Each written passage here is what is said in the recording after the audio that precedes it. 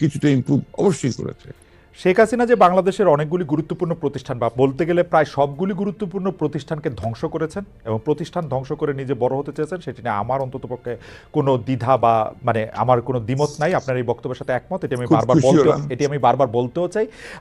এইটি বলতে আমি তখনও বলতে আমি কখনো দ্বিধা করি না, এখনো আমি বলতে এটি দ্বিধা করি না। কিন্তু খুব খুশি হল।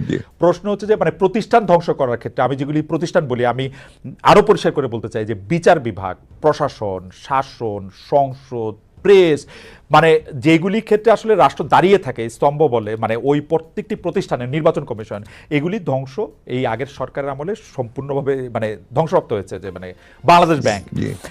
কিন্তু আমার প্রশ্ন হচ্ছে যে 2,00,000 কোটি টাকার কথাটা আপনি শুধু বলছেন না, অনেক অর্থনীতি বলছেন, আমাদেরকে সেই ধ্বংসস্তূপ থেকে হয়তো আমরা রেহাই পাবো না, কিন্তু আমরা কি কংক্রিট এভিডেন্স পাচ্ছি সে আসলে 2,00,000 কোটি টাকা কোথায় গেল, কে নিয়ে গেল, কার কাছে না, গেল? নিশ্চয়ই ওই তো কাজ তো করছেন এখন, এত দ্রুত তো হবে না আপনার। অলরেডি তো দেবপ্রিয় ভট্টাচার্যের যে একটা কমিটি করা হয়েছে, তারা কাজ করছেন এর উপরে, ইনভেস্টিগেশন হচ্ছে, কিছু কিছু বেরিয়েও আসছে কে কোথায় গেছে, কোন দিন গেছে। একটু তার একটা সময় লাগবে তো পুরো জিনিসটা করতে, but things are coming out. আপনাদের মিডিয়াই আপনারা দেখাচ্ছেন এগুলো, মিডিয়াই আপনারা বের করে নিয়ে আপনি আসছেন। আপনি কি বাংলাদেশের মিডিয়া বা আমরা যেগুলি দেখাচ্ছি সেই সব কথাগুলি আপনি আসলে ফ্যাক্ট হিসাবেই সবসময় নিতে পারছেন কিনা? কারণ অনেকে বলছেন যে শেখ হাসিনা না, সভাও যেমন আপনার চাপ আমার ছিল, সাথে কি এখনো নাকি চাপ আছে।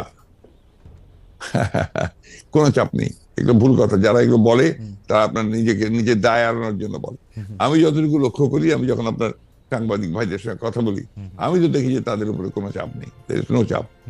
চাপটা, প্রবলেমটা হচ্ছে অন্য জায়গায়। প্রবলেমটা হচ্ছে যে এখানে যে স্ট্রাকচারটা, মিডিয়ার যে স্ট্রাকচার গড়ে উঠেছে, এটা আপনার কর্পোরেট হাউস বেসড, এবং এখানে বেশিরভাগ কর্পোরেট হাউসের যারা ছিলেন তারা আপনার আগের সরকারের সঙ্গে তাদের অত্যন্ত ঘনিষ্ঠ সম্পর্ক ছিল ব্যবসাগত কারণে। ফলে ওই জায়গাটা তো এখনো শেষ হয়ে যায়নি, ওখানে কিছু কিছু সমস্যা আছে। এবং এই ফ্যাসিস্টের সঙ্গে যারা কাজ করেছেন, যারা তাদেরকে তারা দোষর হিসাবে কাজ করেছেন, দে আর স্টিল দেয়ার। শুধু আপনি ওই জায়গাটা তো পরিষ্কার হয়নি পুরোপুরি, ইট উইল টেক টাইম। ব্যাপারটা কোনো দলের না, কিন্তু ব্যাপারটা হচ্ছে ফ্যাসিজম, এটা আমাদের মাথায় রাখতে হবে। ব্যাপারটা হচ্ছে অ্যান্টি ডেমোক্রেসি, অ্যান্টাই ডেমোক্রেসি, এই বিষয়গুলো আমাদের রাখতে হবে। এখন আমার anti anti the rights of the people, anti the voting rights of the people, human rights এর বিরুদ্ধে।